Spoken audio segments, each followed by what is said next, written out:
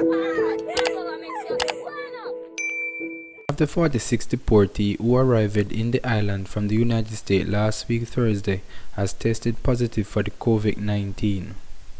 This was confirmed by both the Prime Minister Andrew Holness and the Minister of Health and Wellness, Dr. Tufton, as they answered questions from the journalists at the Jamaica House press conference on Monday.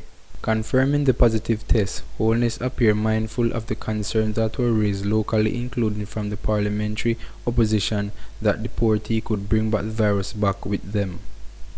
As it relates to our obligation, Jamaica has ensured that we make a balance. We keep our obligations, but at the same time we must protect the health of our citizens. In that regard, we insisted and ensured that everyone we take into the island, we test them. So all the persons who have been deported to Jamaica, they have been tested and they have been placed in quarantine, the Prime Minister said.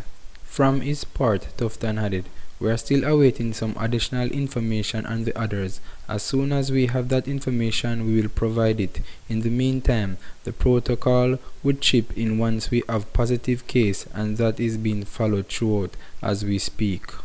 The 46 deportees abroad chartered a flight landed at the Normal Manley International Airport last Tuesday, mounting concerns that they could be infected with the coronavirus.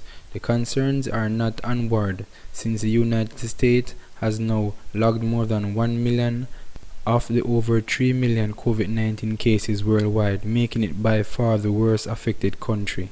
The opposition has urged the government to pressure Donald Trump to hold off on the deportation in order not to overwhelm the local health system, which is now dealing with a spike in COVID-19 cases. As of Monday, the number of confirmed cases of the coronavirus in Jamaica has ballooned to 364, with 7 deaths.